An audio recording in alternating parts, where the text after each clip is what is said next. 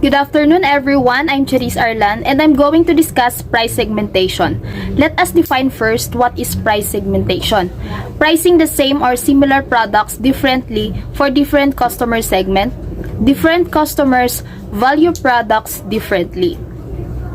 Price segmentation is the process of charging different prices for the same or similar products or services. You can see examples everywhere like yung sa student prices sa mga sinihan, senior citizens prices for buses or transportation, and those people who use coupons and so on. Airlines also are the leading industry when it comes to excellent price segmentation. This diversity is a form of market heterogeneity. When we are describing the differences between individuals in their willingness to pay, we are describing a form of heterogeneity in demand. So what are the goals of price segmentation? First is to align prices to demand heterogeneity in an effort to extract a greater portion of the consumer surplus from the market in the form of profits. Second, align prices to the fact that drive or undermine value for customers can be used to create a price segmentation policy in that the firm automatically charge more or less when and where the product delivers more or less utility. And third, align prices to cost factors to discourage profit-destructive behaviors. The goal of segmenting price is to decide how to relate to customers in each segment in order to maximize the value of each customer to the business. Understanding your potential buyers is the first step toward effective price segmentation. You'll need to be able to divide potential purchasers into groups depending on their demographics, like their age, gender, and etc. Psychographics like values, attitudes, or motivation. Geographic, which country, area, or urban, and etc. And last is the behavior, spending habits, loyalty, or order patterns. For optimal results, it's best to segment by behavior as it can help companies understand customer purchase habit, which can be used to predict and influence future behavior. Next is the limited transferability. Price segmentation requires limited transferability of the products or services. Once sold to customer, that customer should find it difficult to resell it to another customer. Why limited transferability? Willingness to pay varies between individual customers. This heterogeneity in willingness to pay creates the opportunity for firms to improve profitability through price segmentation. In addition to heterogeneity in willingness to pay, price segmentation strategies require the products sold to one segment of the market have limited transferability to another segment in the market. And now, let's proceed to the results of price segmentation. First, it can improve the firm's profits. Second, it can improve the number of customers served by actually lowering the market entry price for some customers. Of course, with price segmentation, a business can make higher profits from customers who pay the most and lower profits or even losses from customers who pay the least. Segmentation helps marketers to be more efficient in terms of time, money, and other resources. Market segmentation allows companies to learn about their customers. They gain a better understanding of customers' needs and wants, and therefore can tailor campaigns to customer segments and most likely to purchase products. Let's move on to the first, second, and third degree price discrimination. Bakit siya tinawag na price discrimination? So, price discrimination occurs when a company charges different customers at different prices for the same goods or services. It is a strategy that businesses use to maximize revenue by charging customers different prices based on their willingness to pay. The airline industry, just like what I said earlier, is a classic example of price discrimination. Why?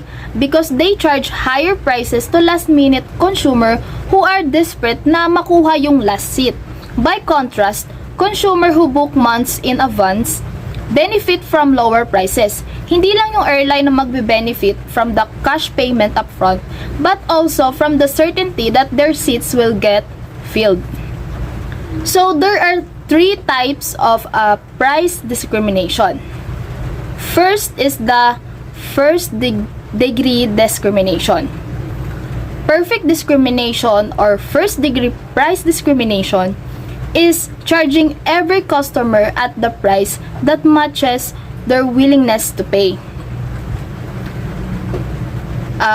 First degree price discrimination, alternatively known as perfect price discrimination, occurs when a firm charges a different price for every unit consumed.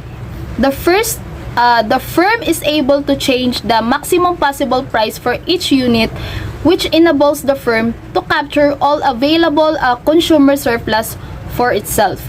In practice, first-degree discrimination is rare. Example, customers are bidding on product prices, like sa cars, jewelries, or mga antigong gamit, even paintings, and the more they are willing to pay, the higher the final cost of the product is. Bakit ginagawa ito ng isang business? Of course, to maximize profits. Pero kagaya nga ng sinabi ko, first degree discrimination is rare. Next is the second degree discrimination. Second degree price discrimination is charging different customers different prices according to the quantity purchased. So, second degree discrimination means charging different price for different quantities. For different quantities purchased such as discounts or buying in bulk. Example nito is yung mga consumers na nagkaka-discount kapag nagpa-purchase ng mga products ng maramihan o bultuhan. Halimbawa sa mga online seller ng ukay, ng pants. Pag bultuhan ka bumili, mas makakamura ka at possible na mas dumoble pa ang kikitain mo. And last is the third degree discrimination. Third degree price discrimination is charging different markets or market segment different prices. Third degree discriminations involves charging a different price to different types of consumer. It requires certain conditions to be met. The firm must be able to identify different submarkets. For example, sa cinema or sinihan, they can be subdivided into smaller submarkets such as seniors, adults, and children's or students and pensioners. Adults get charged the highest, with seniors and children receiving lower rates. In addition, some cinemas offer 2-for-1 deals on certain midweek days to attract more price-sensitive consumers to come during non-peak hours. So, Ms. Arlan discusses PIGO's classification of price segmentation, which are first-degree price discrimination, second-degree price discrimination, and third-degree price discrimination. So, now, I will discuss Stoll's classification of price discrimination. So, there are two classifications of price discrimination according to Stoll, which are direct and indirect. These are just the same with second-degree and third-degree, so pahapyaw na lang yung explanation na ibibigay ko. Direct price discrimination is when a price is based on a specific characteristic such as age group or gender. So dito, iba-iba yung price na binibigay ng mga company sa consumer based sa kanilang characteristic. Best example nito is yung mga senior citizens discount and student discounts. Like sa mga cinema, mas mura yung binabayaran or binibigay na price sa mga senior kasi syempre alam naman natin na mostly sa mga senior citizens, hindi naman mahilig manood ng mga sine. So kapag binigyan sila ng discount, may chance na makuha ng mga company or ng businesses yung attention nila to purchase their product or services. So next is indirect price discrimination. This is when you allow customers to choose their own distinct prices. So example dito is yung mga cereal bags that comes in different sizes. So same price lang yung binibigay sa lahat ng customers and yung customers na yung magdi-decide kung gaano kamahal or kamura yung product na ipurchase nila. So basically, they are going to pay based on the amount of the item they decided to buy. Now, let's proceed to segmentation hedges. So, para ma-implement ng maayos ng company yung price segmentation, they have to divide the market first to know who are the customers na willing to pay more and who are not. So, yung segmentation hedges, ito yung nagsisilbing barrier para mahiwalay yung customer na willing na mag-pay ng higher price doon sa mga hindi. In order to properly implement segmentation hedges, dapat correlated siya sa customer's perception of value. Dapat meron yung company ng minimal information na kailangan for implementation, enforceability, and lastly, dapat cultural acceptable siya. Kasi kung magfe-fail yung segmentation hedges, may chance na lahat ng customers ay mas piliin na lang magbayad ng mababang presyo. So, there are common price segmentation hedges. The first one is yung customer demographics.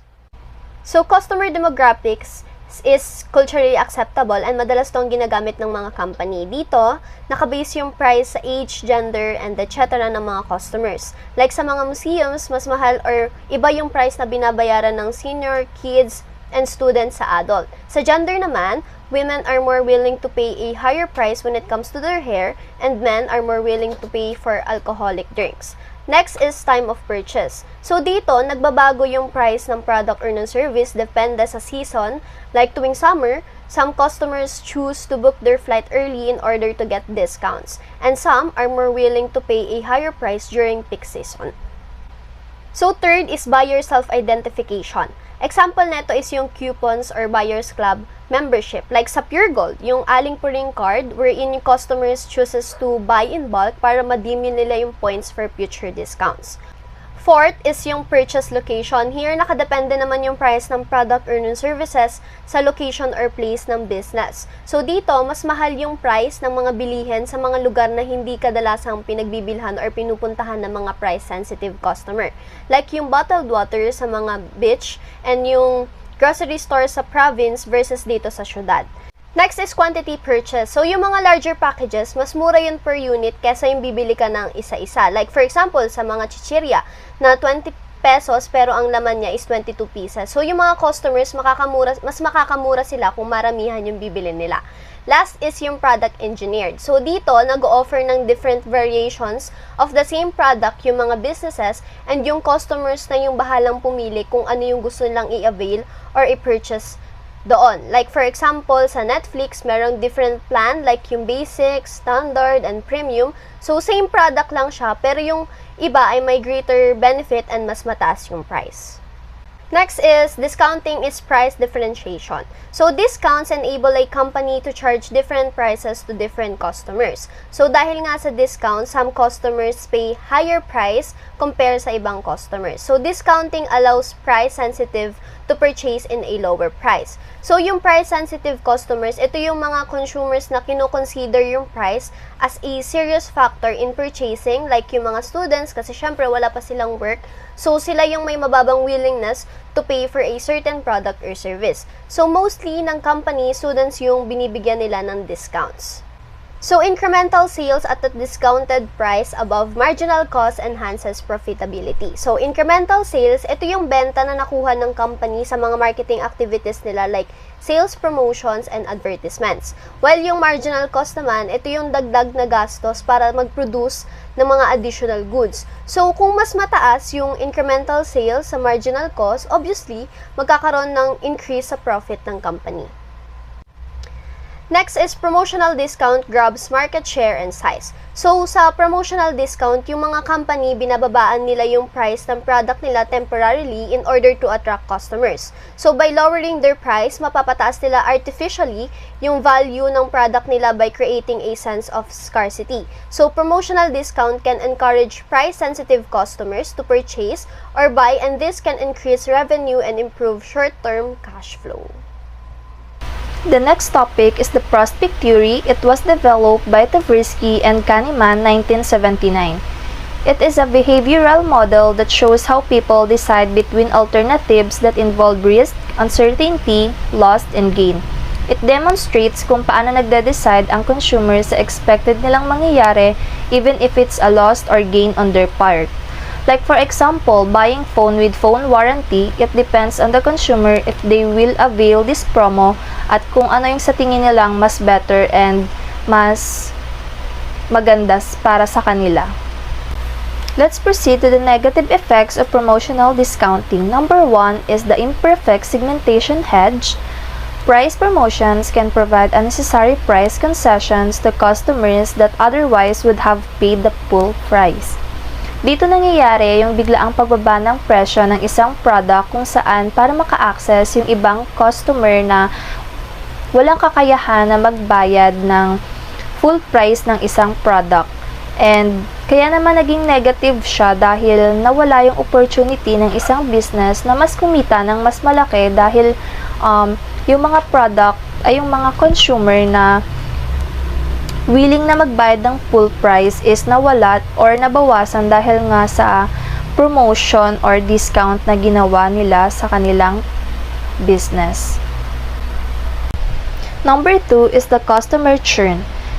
Price promotions improves profitability by encouraging brand switching among customers.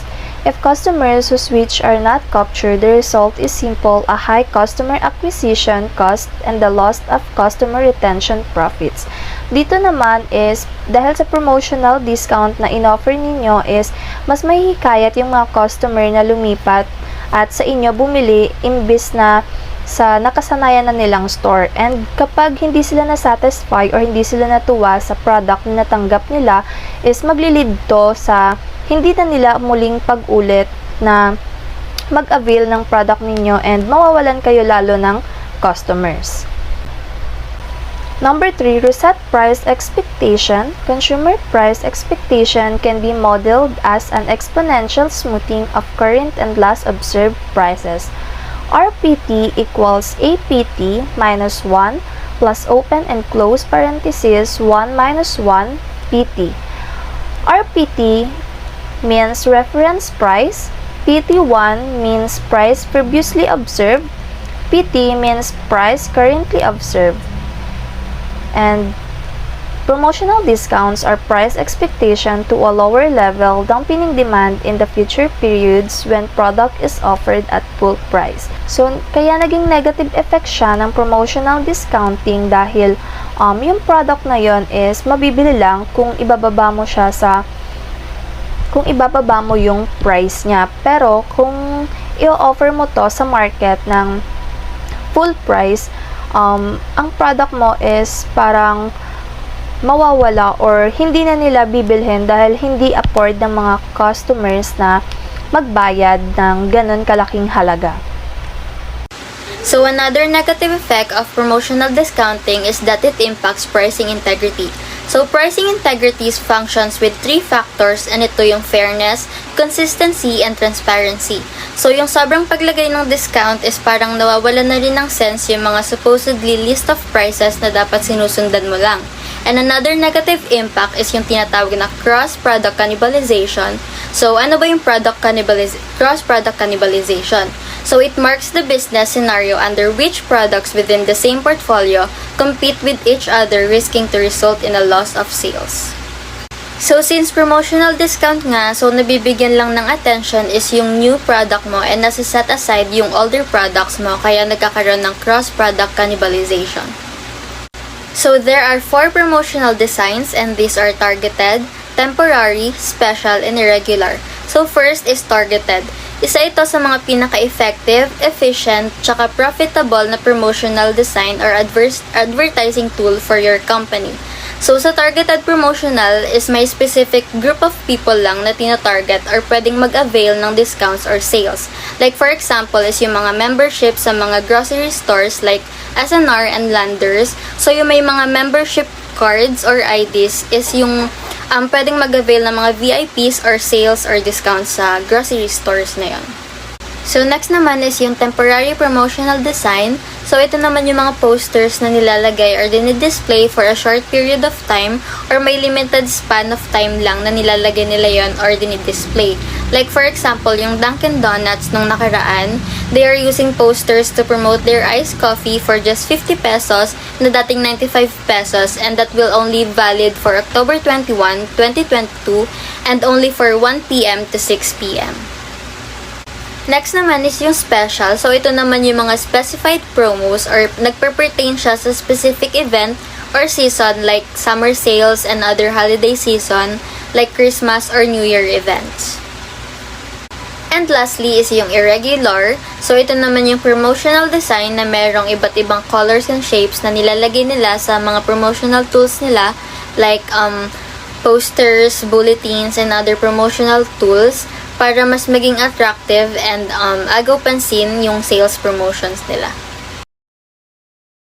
So, let's proceed with example. So, first is couponing. So, gumagamit yung manufacturers ng coupons to induce more trials. And gumagamit sila ng key metrics. So, this is a performance indicator which it measures the organization's or department's overall health and performance. So, with couponing, mas nakakahikayat ka ng customers to try or mas tumangkilik ng product mo or para may mas abangan sila like promo code sa coupons na pwede nilang gamitin or i-avail. So, next is trial offers. So, this is effective sa mga products na madalas bilhin or may mga mababang gastos lang when it comes to their production like free taste, or it also applies sa mga nagbibigay ng free sample sa mga product na nakikita agad yung effects like soaps or shampoo and etc. So, in evaluating promotions, you have to consider first is the cost, and it includes distribution, processes, and etc. So, para alam mo kung hanggang saan ka lang pwede magbigay ng discount, and of course, hindi lang dapat customers ang nagbe-benefit, but also your company or business. So, next is yung discount depth. So, dito nagsaset yung mga retailers na mga presyo na mas mataas kaysa sa kanilang mga competitors, but gumagamit sila ng mga strategies sa pag-advertise para ma-promote pa rin yung mga usual products or yung mga madalas mabenta sa mas mababang presyo. So, last is yung sales volume induced. So, importante yung sales volume kasi tinutulungan kanyang matrack yung performance ng mga marketing campaigns, and it evaluates the efforts of the sale representatives, and at the same time, yung mga bilang ng mga na-persuade mo sa pag-promote ng product mo or ng business mo.